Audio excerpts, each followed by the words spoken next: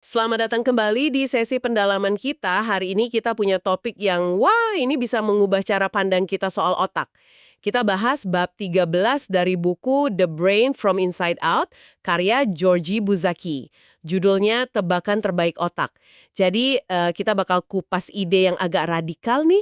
Otak kita itu ternyata nggak mulai dari nol, bukan kayak kertas kosong atau tabula rasa. Sumber utama kita jelas bab itu ya, bab 13.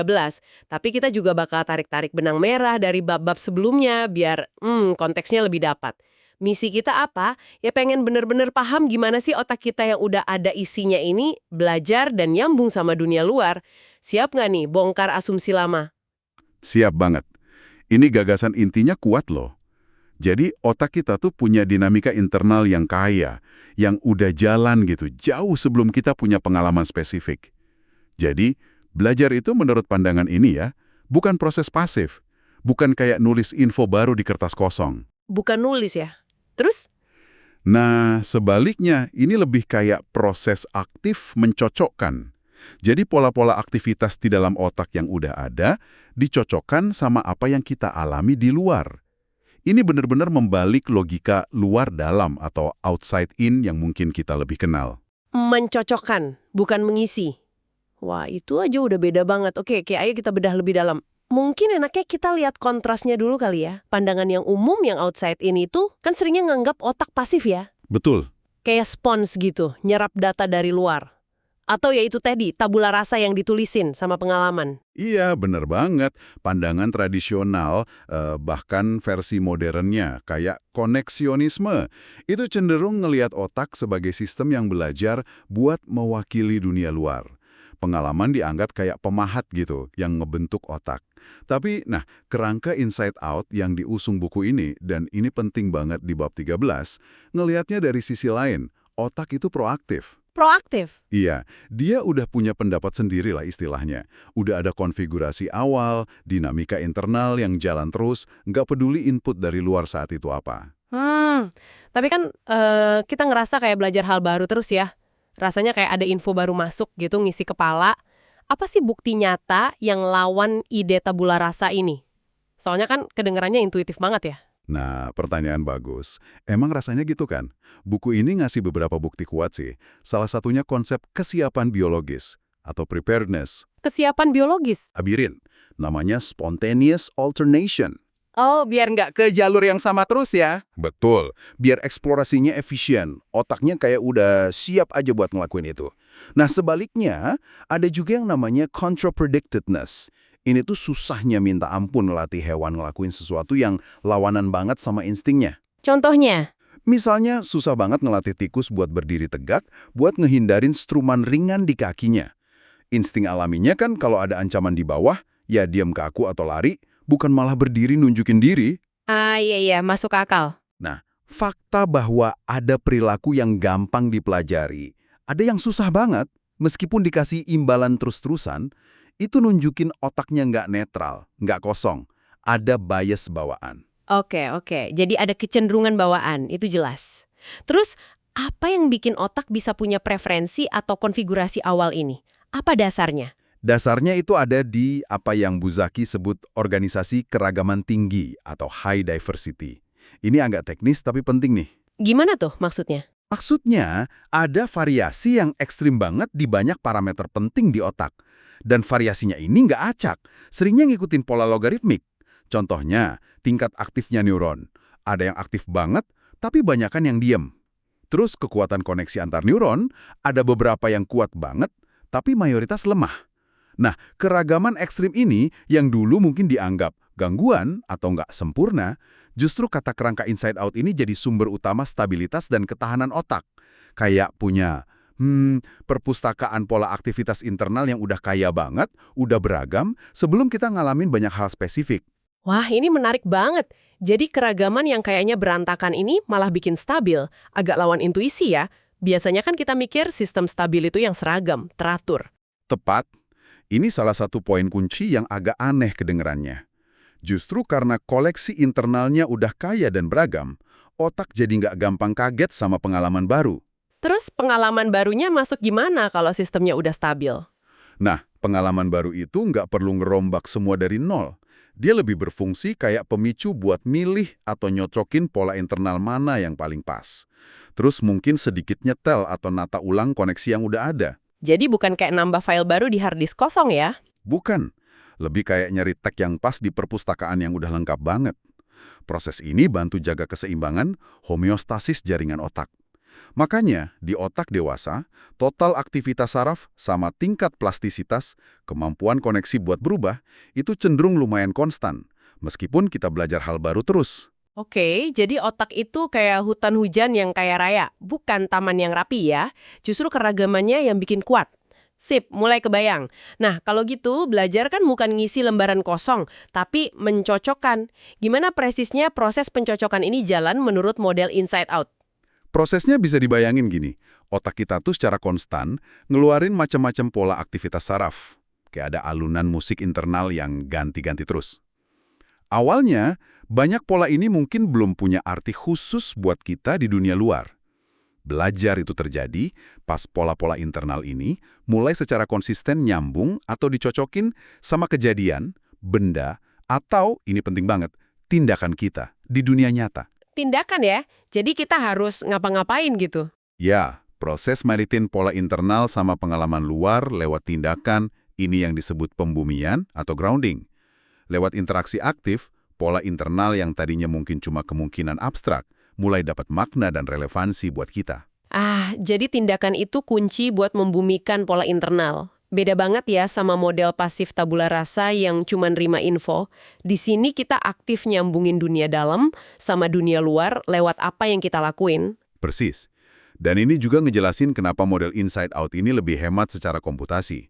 Otak nggak perlu terus-terusan bikin representasi baru dari nol buat tiap pengalaman. Dia manfaatin koleksi pola yang udah ada, yang dibentuk evolusi dan perkembangan awal, terus dicocokin sama dunia. Penataan ulang ini terjadi tanpa nambah beban komputasi gila-gilaan. Oke. Jadi kita udah paham otak punya konfigurasi internal kaya, belajar itu nyocokin lewat tindakan. Nah, sekarang kita masuk ke intinya. Bab 13, tebakan terbaik otak. Gimana mekanisme pencocokan yang disebut tebakan terbaik ini kerja di kehidupan sehari-hari pas kita ketemu situasi baru atau yang udah dikenal gitu. Nah, ini bagian yang paling nunjukin cara kerja otak pas lagi interaksi sama dunia. Karena otak punya tulang punggung koneksi yang stabil dan neuron-neuron yang tingkat aktivitasnya macam-macam banget, ingat high diversity tadi, dia tuh sebenarnya nggak pernah benar-benar dalam kondisi nol pengetahuan pas ketemu situasi baru. Otak selalu dalam posisi bikin tebakan terbaik, best guess. Artinya, dia secara otomatis dan cepet banget nyoba nyocokin situasi sekarang ini sama lintasan atau pola aktivitas saraf yang paling mirip atau paling mungkin nyambung dari dalam perpustakaan internalnya yang kayak itu. Jadi nggak nunggu dianalisis dulu gitu ya, langsung tebak.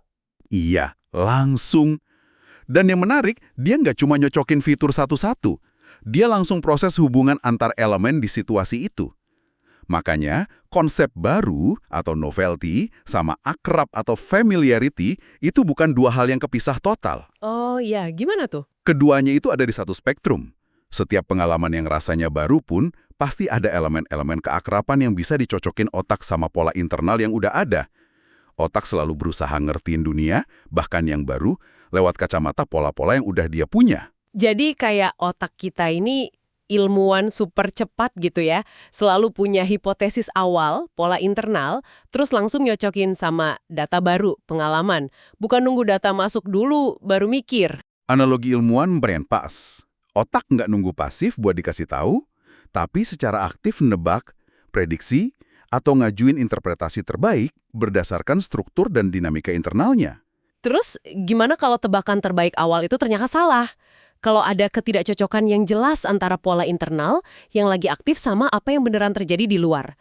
Sistemnya ngehang gitu. Justru disinilah proses belajar yang lebih adaptif dan dalam terjadi.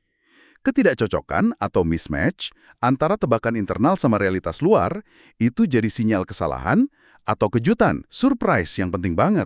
Sinyal penting ya? Buat apa? Sinyal ini micu otak buat nggak nyerah, tapi buat ngonstruksi kombinasi baru dari lintasan-lintasan saraf yang udah ada. Ini poin penting. Otak nggak tiba-tiba bikin lintasan baru dari antah berantah. Sebaliknya, Dia pinter ngambil potongan-potongan lintasan atau pola yang udah ada di koleksinya, yang mungkin relevan sebagian, terus dirangkai ulang atau dikombinasiin buat bikin representasi baru yang lebih cocok sama situasi baru itu. Kombinasi baru ini terus ditambahin ke basis pengetahuan buat nebak di masa depan. Wah, jadi kayak nge-remix gitu ya, bukan bikin lagu baru dari nol. Bisa dibilang gitu. Contoh yang sering dipakai itu navigasi. Bayangin Anda udah kenal dua area kepisah di gedung, misalnya lobi sama kantin. Otak udah punya peta saraf buat masing-masing area. Oke. Suatu hari, Anda nemu koridor baru yang ternyata jalan pintas langsung antara lobi dan kantin. Nah, buat ngewakilin jalan pintas ini, otak nggak perlu gambar peta baru dari awal. Dia bisa ngambil elemen dari peta lobi, elemen dari peta kantin, terus dijahit bareng buat jadi peta koridor baru itu. Ini proses konstruksi dari bahan yang udah ada. Itu jelas banget. Jadi belajar dari salah atau kaget itu bukan buang yang lama terus mulai dari nol, tapi lebih kayak ngombinasiin ulang apa yang udah kita punya biar lebih paham. Kedengarannya jauh lebih efisien ya. Nah, gimana mekanisme nebak dan ngombinasiin ini nyambungnya sama cara kita bikin konsep dari yang umum ke spesifik gitu? Ada kaitan erat, proses belajar konsep seringnya emang jalan dari umum ke spesifik. Ini sejalan sama prinsip tebakan terbaik dan gampangnya nyocokin. Kategori yang luas atau umum, kayak mainan atau hewan kaki empat, itu cenderung lebih gampang dicocokin sama pola saraf yang mungkin udah ada dan sifatnya lebih umum di otak. Makanya anak kecil suka nyebut semua anjing guk-guk gitu ya. Nah, itu dia. Tebakan awal ini, meskipun nggak presisi, seringnya cukup baik, good enough, buat interaksi awal. Buat nyampe ke pemahaman yang lebih detail dan spesifik, misalnya bedain antara anjing pudel tetangga sama anjing herder sendiri, otak perlu ngaktifin dan ngombinasiin lebih banyak fitur atau lintasan saras yang lebih spesifik. Proses bedain yang halus ini butuh lebih banyak data atau pengalaman buat nyocokin dan konstruksi kombinasi yang pas. Makanya biasanya dipelajari lebih lama. Mirip kayak bayi yang bilang susu buat macam-macam arti ya sebelum bisa ngomong lengkap. Iya, mirip fenomena holofrasis itu.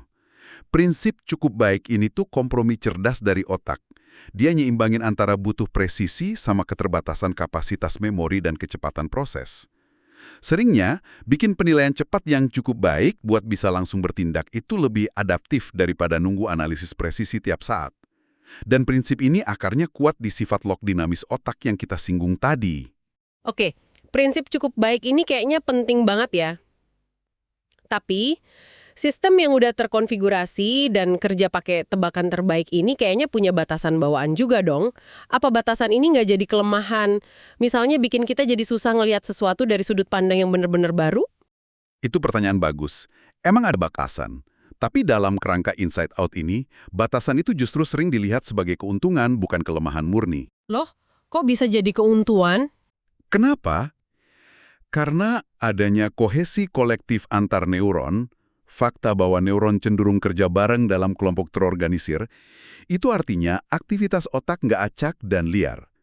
Dinamika internal yang terstruktur ini ngasih semacam pagar atau rel, yang bikin otak nggak sepenuhnya tergantung sama stimulus luar sesaat. Otak jadi punya otonomi internal.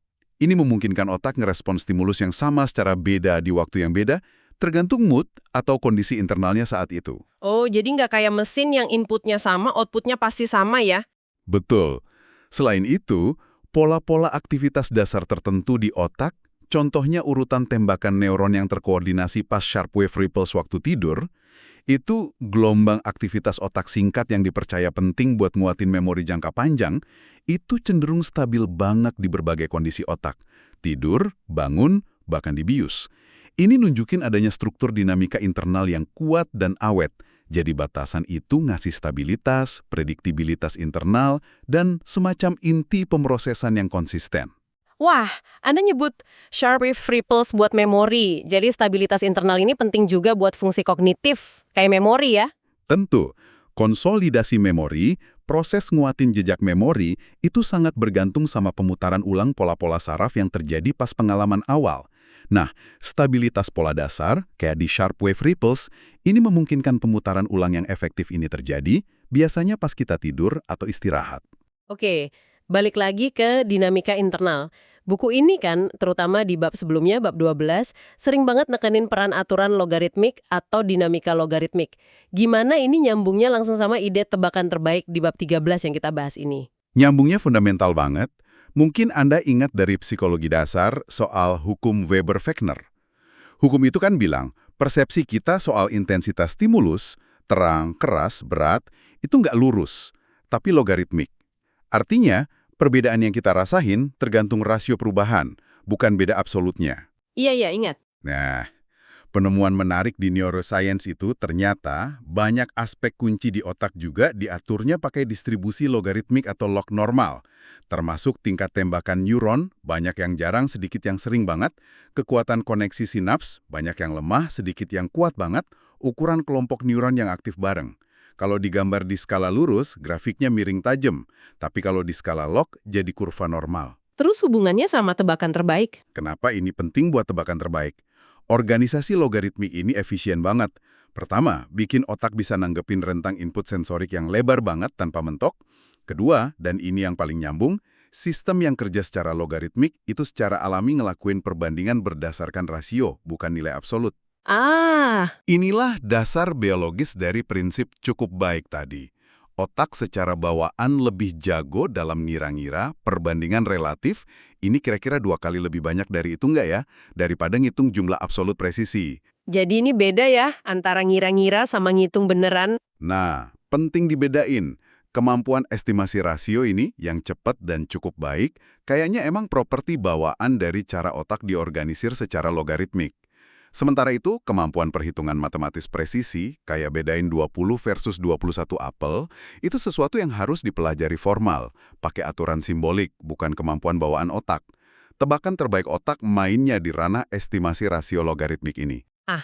Jadi ini toh dasar biologisnya kenapa kita sering lebih jago kira-kira daripada ngitung persis tanpa alat bantu. Menarik banget.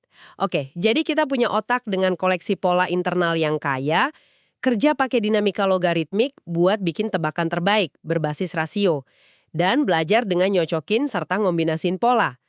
Tapi masih ada satu pertanyaan. Gimana pola-pola internal ini yang awalnya mungkin abstrak, akhirnya jadi bermakna buat kita? Makna itu nggak muncul gitu aja dari pola internal doang.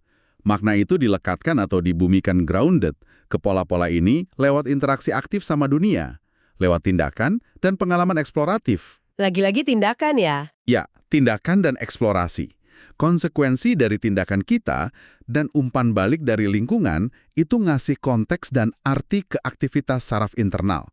Contoh kuat dari buku ini tuh penelitian di bayi tikus.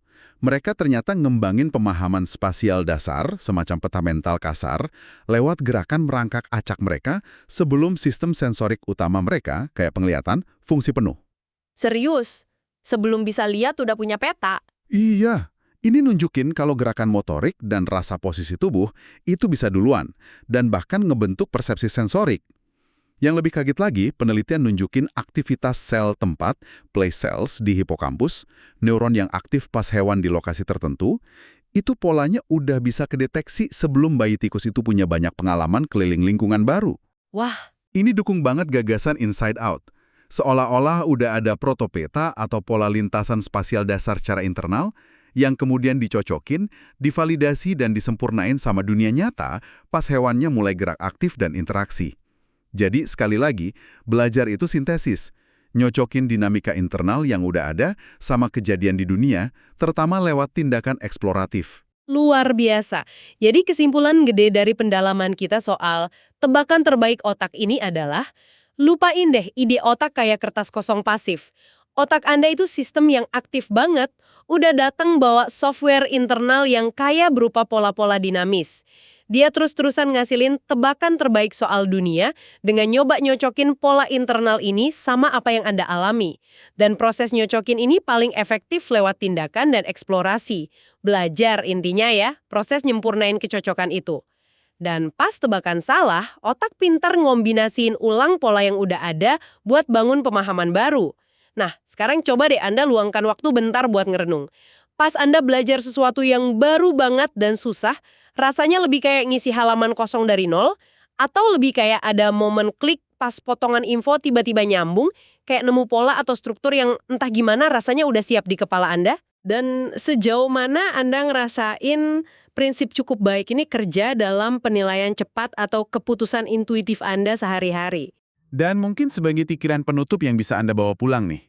Kalau otak kita emang kerjanya secara dasar dari dalam keluar, inside out, selalu ngasilin tebakan terbaik internal, terus nyoba nyocokin ke dunia luar lewat tindakan, apa dong implikasinya buat pandangan kita soal realitas objektif?